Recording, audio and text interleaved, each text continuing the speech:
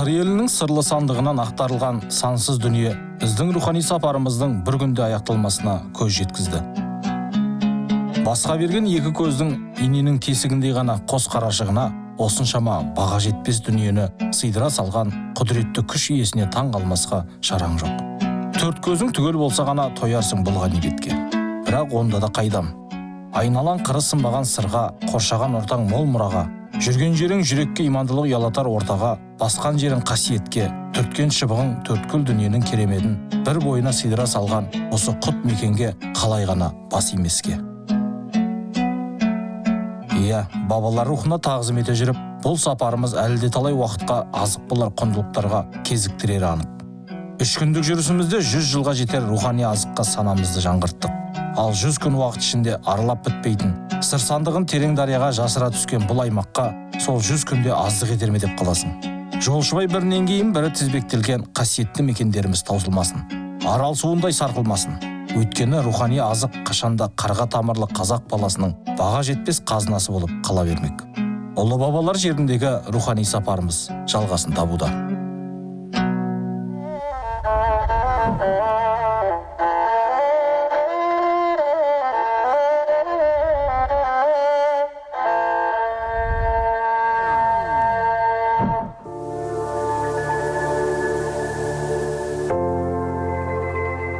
Қасиетті жеріміз, кең байтақ еліміз бар екені кеудеге мақтаныш сыйлайды.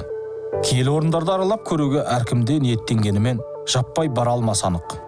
Қазіргідей технология дамып жатқан заманда мұндай қасиетті орындарға танымдық ақпарат беретін арнайы бейнефильм жасауға талпынып көрдік. Сол қасиетті жерлерде ата-бабаларына салынған ескерткіштер, мешіттер мен медреселер бабаларын еске алып тарихын ұмыттырмай, келешек ұрпаққа естелік әрі аманат болып тұрады емес пе? Кейде жолшыбай өтіп бара жатып, қасқайып тұрған ескі бейіттерге қарап, сансыз сұрақтың жауабын іздеп кететінің бір. Сондайда бұл да бір пенде болар, елім жерімде өткен деп жай ғана жабулы қазанды жаба саласың. Бірақ сол қарапайым пенденің өзі елім жерім деп еміренген текті тұлға, қасиет қонған, қарағылды қақ жарған дуалауыз абыз болғанына көзімізді жеткізе бермейтініміз тағы бар. Ел біле жүрсін, Жолжөнекей жай ғана пенде емес, Алталашқа аты мәшһүр болған атаңызға айналған бабалар жатқанын. Тек сол аңыз адам жайлы айтар әңгімесі бар ұрпақ таусылмасын. Мысалы, Бабан Қожа туралы мына естелік кім-кімді болмасын қызықтыра түсер анық. Бұл жерде небір ишандар, әулие, әмбиелер болған. Мырза Қожа, Ремет ишан, Шәмші мағзым, Жәмір ишан, Әсет мағзым, біраз молдалар болған осы жерде. Сол кісілердің ұрпақтары осы жерде. Қорасан қожамыз, Қорасаннан тараған біз. Сосын жаңағы мынау орта жүзден Қараша деген ұрудан қойылған біраз адамдар жатыр осы жерде. Зираты. Әсіресе жаңағы Бабан Қожа бабамыздың кереметі, мынау Мырза Қожаның бір баласы Мұлқау екен. Сол кісіге бұл жерден қыз бермей, Қарақалпақ жақтан бір қызды айттырып келе жатса, жаудың қолына түсіпті. Құрбашы дейді екен, түркіменнің басмашының қолына түскен. Сонан жаңағы қыздың жасауын түгел тартып алып, сонан азанда таң атқаннан кейін тұрғызып қойып, қай ауылдасыңдар дегенде, Бабан Қожа ауылданбыз дегенде жаңағы құрбашының бастығы өкіріп жылаған ғой. Ойбай айналайын, Бабан Қожа әруағынан айналайын, садаған кетейін.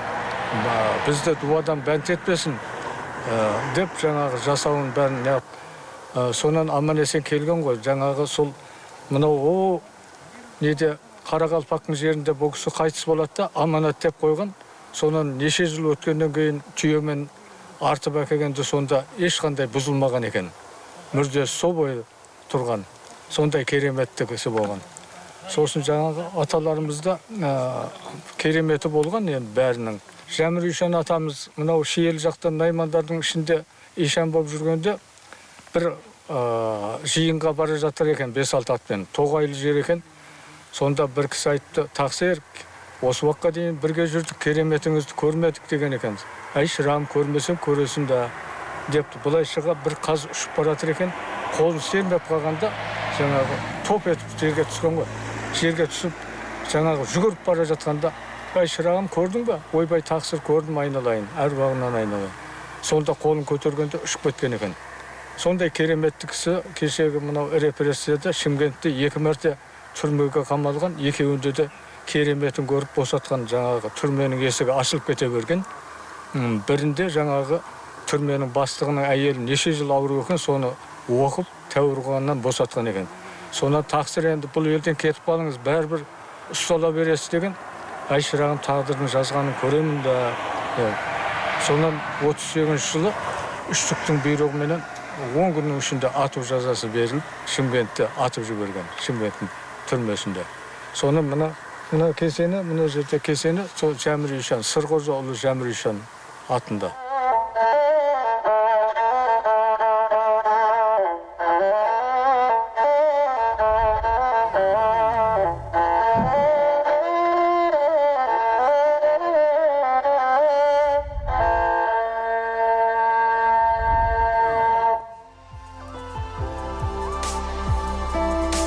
Сан ғасырлық сұрапыл тарихымызда тірі пендеде екі аяқты адамдар ғана емес, сонымен қатар сол пенделер үшін кіршіксіз ғұмырын сарп еткен тұлғалардың да жаны жоқ қыштан қаланған кесенелері де зардап шеккен анық.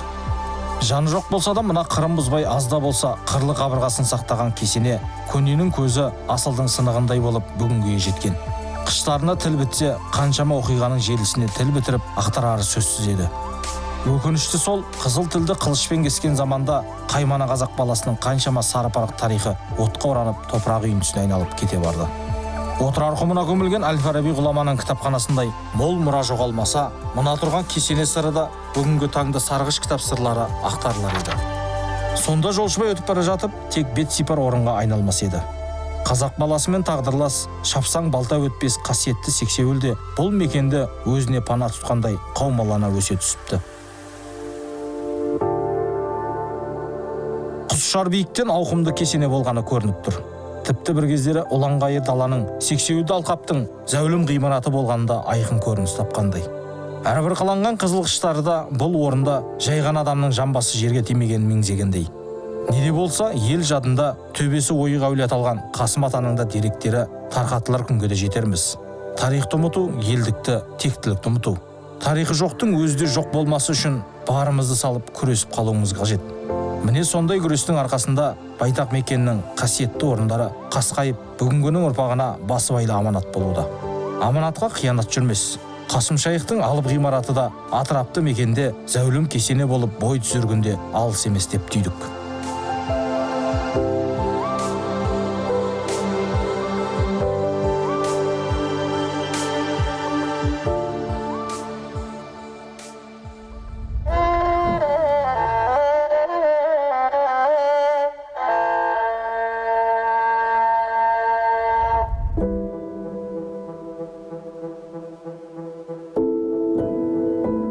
Жаңақорған ауданындағы Әбдіғаппар ауылының маңында Төлгетай Қылыштата кесенесі орналасқан. 13 ғасырда Медина қаласынан келген сопылық ілімнің ізбасары Саид Камалиддин Ферғана сұлтаны Ілік Мағзұмның қызына үйленеді. Ол кезде Ферғана мемлекетінің батыс қағанатының астанасы Өзгент қаласы болған екен. Саид Камалиддин үйленген соң Мекке Мәдинаға қажылыққа барғанда сол жақта кенеттен дүние салады. Артында қалған жүкті келіншегі ұлды болады. Саид Камалиддин дүниеден өтерде ұлының атын Саид Бурханиддин қоюды өсиет етіпті. Міне сол өсиет ұлықталып, ұлына Саид Бурханиддин, яғни діннің айғақ дәлелі деген мағыналы ат қойылады. Саид Бурханиддиннің Қылыштата аталуы да қызықты оқиғаға ұласады. Ол қасиетті қылышын жауының қанын төгу үшін емес, қайта қылышының жүзінен жалт-жұлт еткен нұрды елін әділдік пен имандылық жолында нұрландыра түсу үшін қынынан суырған.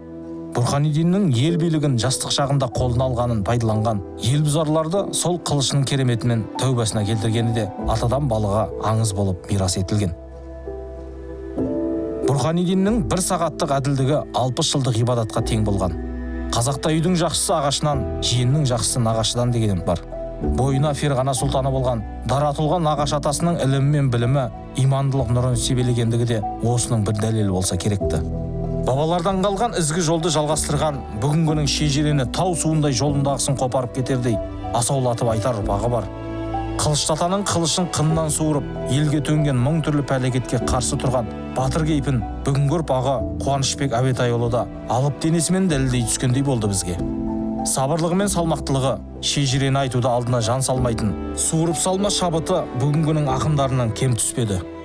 Бір сәтке де сөйлетіп, сәске түсте әрең тоқтатар, асылдың сыры кетпеген сынық осындай болса керекті. Қылышты атаның жалтылдаған қылышы қынынан қалай суырылып шықса, Қуанышбек Әбетайұлының көмейінен де солай деректер шығуда. Тарих бойынша мынау Қылышты ата бабамыз 12-13 ғасырда өмір сүрген. Негізгі 4 халифадан тараған ұрпақтардың барлығын қожалар дейді. Әбубәкір Сыздық, Омар, Осман, Әзіреті Әли. Әзіреті Әлидің жолдасы Мұхаммед пайғамбарымыздың қызы Бипатма анамыздан Хасан Хусайын туылады. Анипа анамыздан Мұхаммед Ханафия туылады. Сол Хасан Хусайыннан Зайнабыдың бері қарай 17-ші ұрпақ болып Сайд Камалидин ұлы Сайд Бурханидин Қылышты ата туылады. Және Сайд Камалидин, Сайд Бурханидин Қылышты атадан Сайд Әмір Мәжнин Диуана, Сайд Әмір Мәжнин Диуанадан Сайд Бурханидин Қожам, одан Сайд Джамалидин, одан Сайд Ахмет Мақтум Ағзам, Әзіреті Әлидің 22-ші ұрпағы. Сол Әзіреті Әлидің 22-ші ұрпағы Мақтум Ағзамнан 4 әйелінен 13 бала туылады. Соның қожа Ысқақ Уәли деген ұрпағынан сабыт қожалар тарайды.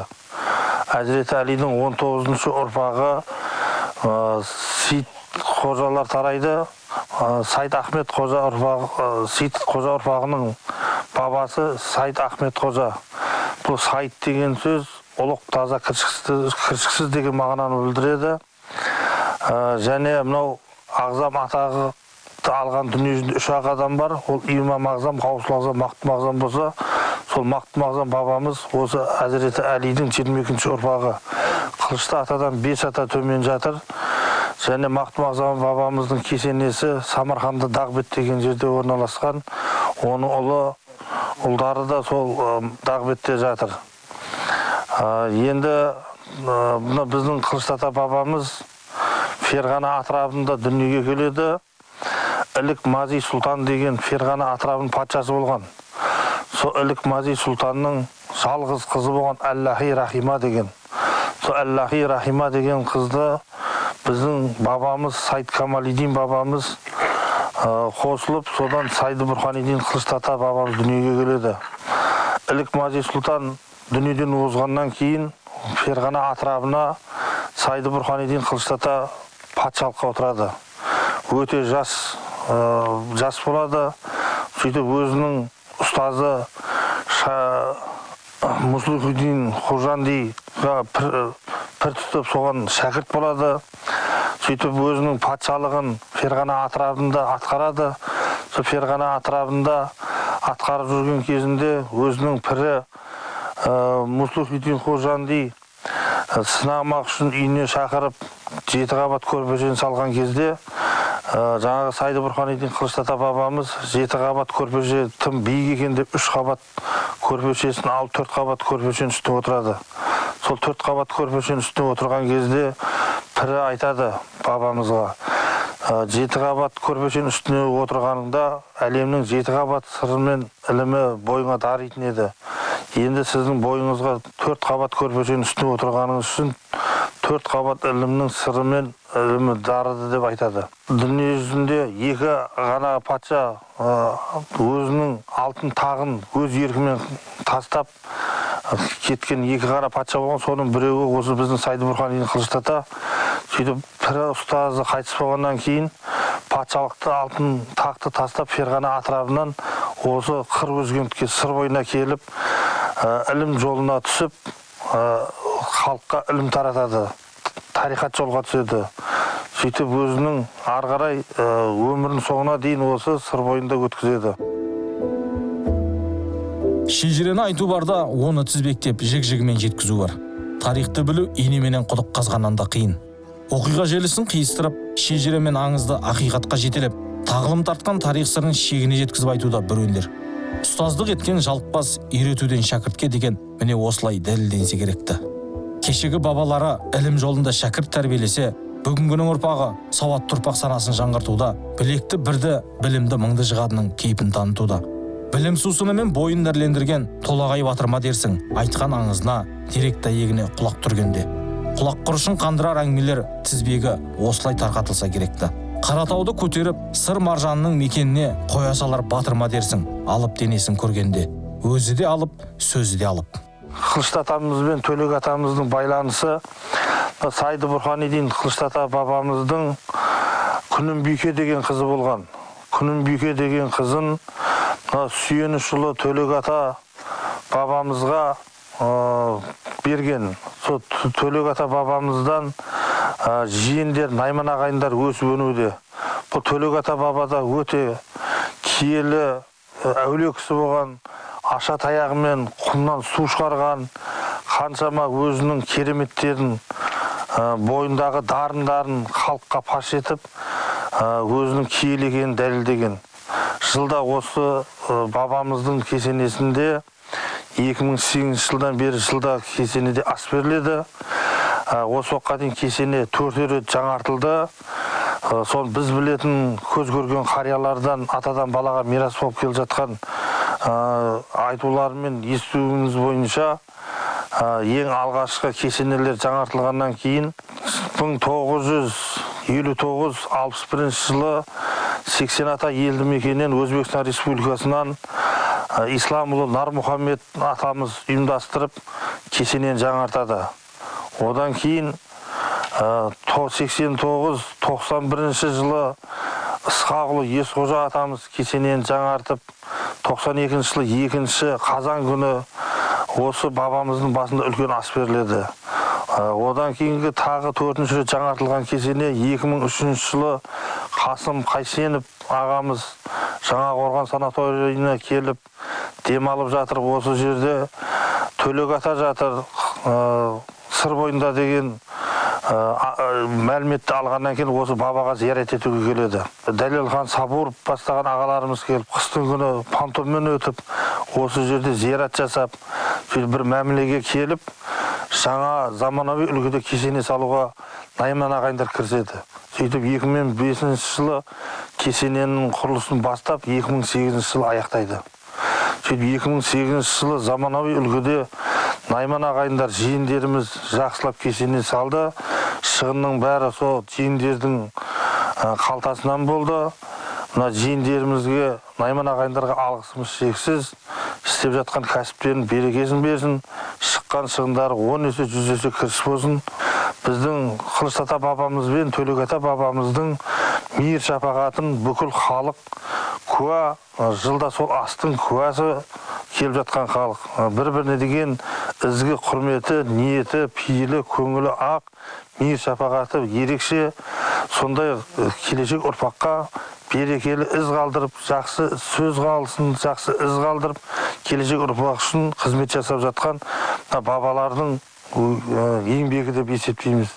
Жылдан жылға туристік саяхатымыз артып келе жатыр. Келушілер көп, зиярат етушілер көп, ниет етушілер көп. Одан ары қарай да зиярат жасай беретін адамдардың саны көбейе береді деп есептейміз. Иә, қасиетті мекеннің ел игілігіне қызмет етіп тұру үшін оның күтімі болуы тиіс. Қасиетті мекенде шырақшылық етіп, ел алғысына бөлену бар да, сол алғысты арқалап көтере білуде бар. Көпшіліктің жақсы тілегін арқалап, келіп кетіп жатқан зияратшы қауымға да жақсы қызметті көрсете білуде бір өнер. Көпшілік жүрген жерде кем-кетігі қатар жүретіні тағы бар. Бірақ Қылышты ата шырақшысы ел бабын таба білген жан екені көрініп тұрды күлімдеген жылы жүзінен. Жылы жүзі жадырап, бізге осы мекеннің аңызды деректеріне тағы бір сапарлатып кете барды. Төлек ата бабам тарихын айтуына қарағанда, Төлек ата бабамыз мұсылман дінін қабылдап, Меккеге сапар шегіп баратқанда, жолда ауырып, осы Қылышты атаның қолына түседі. Қылышты ата тәуіптерін жіберіп, емдетіп, жазып, оны Өзгент деген ауылына шақар болған, ол кезде Қылышты қожалардың жасап жатқан жері. Сөйерге әкеп жазылғаннан кейін, сол біраз уақыт Қылышты атаның қойын баққан уақыты болады. Сол кезде біраз өзінің кереметтерін көрсете бастайды. Қойды суға әкелмейді, далада иіріп, неге суға әкелмейді. барып қараңдар жігіттерін жіберсе, аса таяғын алып қойсы жерге ұрғанақта жерден бұлақ болып су шығады екен. Аса таяқтаса су тоқтайды. Қойды иіріп қойып жан аса таяғымыз сызып өтсе кешқұрын перде болып қалады екен, қой сыртқа шығып кетпейді, ит құс деген нәрсе кіре алмайды. Соларды көріп қылыштата бұл кісі әулие кісі екен деп өзінің бір қызын береді екен. Қазір бізде жол асфальт, кейін қонақ үй салынды. Былтыр Түркістандағы бауырлар қонақ үй сап берді.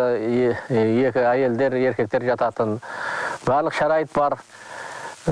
Келіп зиярат қылушылар, бұрынғы бапаларымызды еске алып кететіндер, жол бізге барлық шарайт жаратылған, келіп кетуіне болады. Құдай қаласа биыл мынау 20-шы жылы Семей облысы беріледі.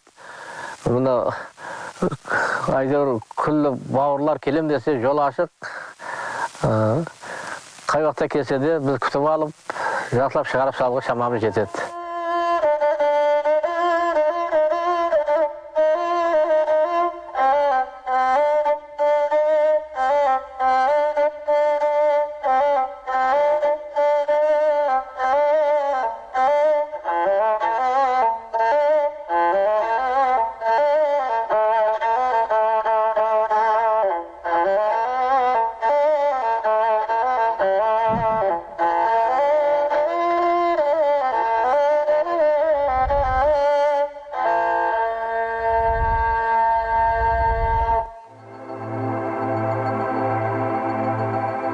Өзгент, Сығанақ, Сауран қалаларымен қатар салынған, солардың тарихымен тағдырлас. Сырдың сол жағалауындағы орта ғасырлық мәдениеті мен саудасы, саяси экономикасы, ілімі мен білімі дамыған қала болған. Археолог ғалым полковник Каллауырдың айтуы бойынша, Өзгент дегеніміз ол біріншіден сырға қосылатын өзен, екіншіден ішкі Өзгент және қыр Өзгенті деген екі бекініс. Соның екіншісі 13 ғасырдағы Өзгент деген естелік қалдырған. Ішкі Өзгенті Сырдарияға жақын болғандықтан Сыр Өзгенті, қыр Өзгентін қашықтау болғандықтан Сыртқы Өзгент деп те атаған. Ішкі Өзгент моңғол шапқыншылығына дейін Қыпшақ мемлекетінің құрамында болып, Сығанақ билігіне қараған. Өзгент қаласы Қасым хандығы тұсында Қазақ хандығына қараған. 15-18 ғасырларда бұл шаһар жоңғарлар мен Ақсақ Темір және оның ұрпақтарының жорықтарында қирап, халқы қуғын сүргінге ұшырап, тарих сахнасынан біржолата кеткен. Бір кезде өркениеттің өзегіне айналған Өзгент шаһарында дүниеге келіп, осында өмір сүріп, ислам діні мен имандылықты насихаттаған Шәмші Бүзірік пен Шах Бүзірік, Сабыл және Әл-Амин баб 40 садақ. Әл-Амин сенімді деген мағынаны білдіреді екен. Үшеуі де 16-17 ғасырларда қатар өмір сүрген. Қалада мешіт медреселер ашып, балаларды оқытқан, елді сауаттандырып, халықты имандылыққа баулыған. Бұл мекеннің тағы бір қыры мен сырын ішіне бүккен Өзгент шаһарының күншығыс жағында осы аты аталған үш қасиетті жанға ұрпақтары ұмыт қалдырмай аққыштан кесене тұрғызған.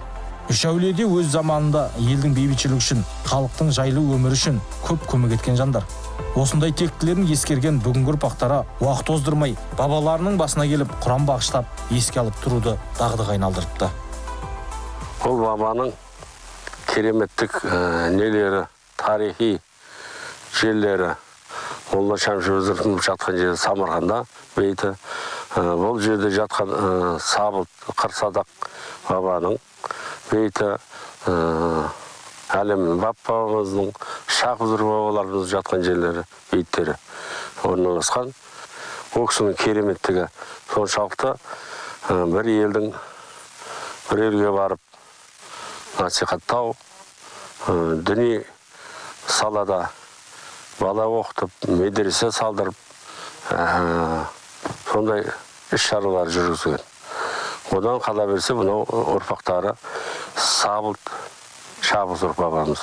Ең кенже ұрпағы сол қалған ісін жалғастырып, осы жерде жатқан мәнісі бар. Өзгент қалашығы осы 8-9 ғасырларда Сығанақ қаласынан бұрын құрылған Өзгент қалашығы. Ол жылда осы жерге келіп, жұрт ас беріліп, аста осындай іс-шаралар өткізіп жатырмыз.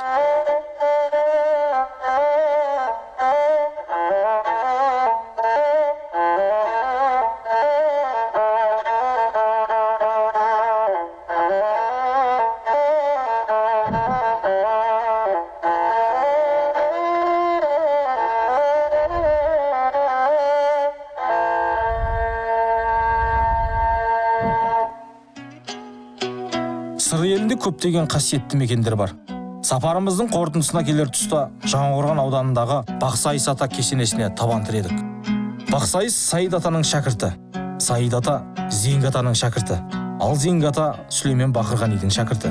Сүлеймен Бақырғани Қожа Ахмет Яссауи Хазіреттің шәкірті саналады. Шежіреден шер тарқатылса, түбі Бақсайыс ата Қожа Ахмет Яссауидің ағасы Садыр Шайхтың шөбересі болып келеді. Демек, атаунаған жерінде түк қалады деген тәмсіл тура осы бабалар тамырдан тарқатылса керекті. Бабасы дана ғұлама Яссауи болса, ізбасарлығы баба ізімен жалғасқан Бақсайыс бабада жай қатардағы адам болмағаны. Ұстаздарының ұлылығы ұлан-ғайыр атырапқа жайып, мұқым елдің имандылығын нар түйенің жүгінде жүгетіп арқалаған бабалар ізі өз ұрпақтарының қасиеттілігімен келер ұрпақ жадына қатталып қала берген.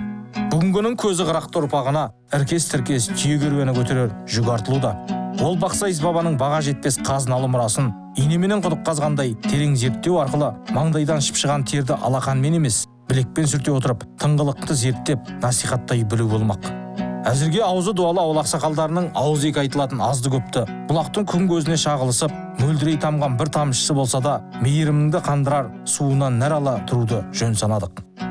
Біз Қызылорда облысы Жаңақорған ауданында бұрынғы ескі қасиетті әулиелердің маңайда тұрмыз. Бүгінгі ғана мына үлкен Қорасан, Қылауыз, Қылыш ата, Үш ата көптеген әулиелерді бұрынғы ата-бабаларымыз дінінде егізбегенде алған осы бабаларымыздың бір бабасы Кәмелиддин Шайх бабамыздың басына келіп тұрмыз. Бұны 1993-95 жылдары осы Бақсайыс бабаның ұрпақтары келіп, осы жерде тұрғызып, қанша қиындықпен елдің қиын кезінде осы кесенені тұрғызды. Одан кейінгі барлық бабалар жөндеді, бірақ бұның ішінде Бақсайыс атаның Қожа Ахмет Яссауидің жылы шамалы олақты толық зерттелмегендіктен 14-15 ғасырдағы бұл шын мәнінде Қожа Ахмет Яссауи бабамыз 1103 жылы келіп 1166 жылы қайтыс болған. Содан басқа мына бабаның кереметі Бақшайыс, кәдімгі өте бағы жанып тұрған, көп елге басшылық жасаған, ілім насихаттан әулие. Қазір мына рухани жаңғыру, туризм дегенге сұрап тұрған дерлік. Осы жерде Ашим Молдахмет деген осы Бақсайыс бабаның төрағасы болды. Сол кісінің кезінде мынау қасындағы тұрғын үй жөнделді, айналасы тазаланды, қоршауы қайта жөнделді. Мынау үлкен ескерткіш құлпытастар қойылды. Басына екі жерге құдық қазылды. Ал енді шын мәнінде рухани туризмге ата-бабалардың әулиелі орындарды егер шын мәнінде көбірек танып білгіміз келсе, Қорасан ата, Қылыш ата, Қылауыз ата мен қатар Бақсайыс әулиелінде алатын орын ерекше. Сондықтан басында қонақ келетін жері бар. Бұл жердің ерекшелігі мынау уран өндірісі болғанда бұл жерде жарығы тегін, су шығып тұрған жер, ұрпақтар келіп баса отыр. Сондықтан мына Бақсайыс әулиенің орны ерекше. Бізде мынау Аққорғандық қожа мен Бақсайыс әулие екеуінің ата-бабалар бөлігі Садыр Шайхтан бері қарай келіп бөлінеді. Біз мына Аққорғандық қожа мынау Бақсайыс қожа болып келе, бірақ төбе барлығымыз атамыз бар Бақсайыс пен Ысқақ бабтың ұрпағымыз. Сондықтан бабатаның өзіңіз білесіз, жалпы мына туризмге, әулие жер құрметтеуге, ата-бабалардың рухын қастерлеуге қажетті жер.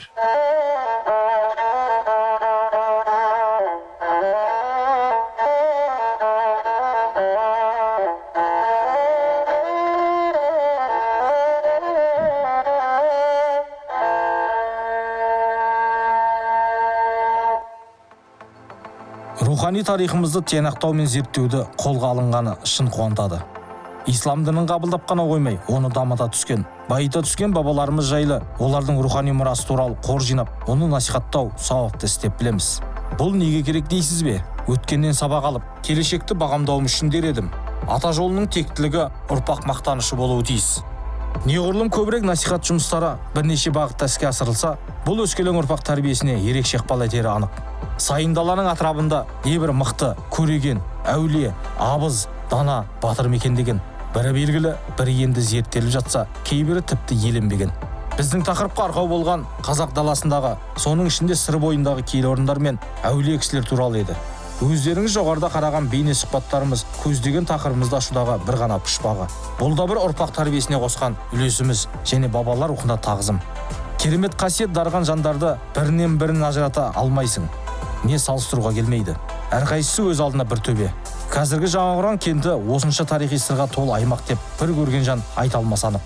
Бірақ ақиқатымен аңызы ұштасқан мекеннің ақтарылар сыры мол. Осы өлкеге сапар барысында бұған талай көз жеткіздік. Осыдан соң оның тіпті әр тасы мен топырағы, әрбір тамшы суы қасиетті ме деген ойға қаласың. Шалғайдағы жандар үшін шипажайымен ғана таныс бұл өңір туризмге әбден сұранып тұр.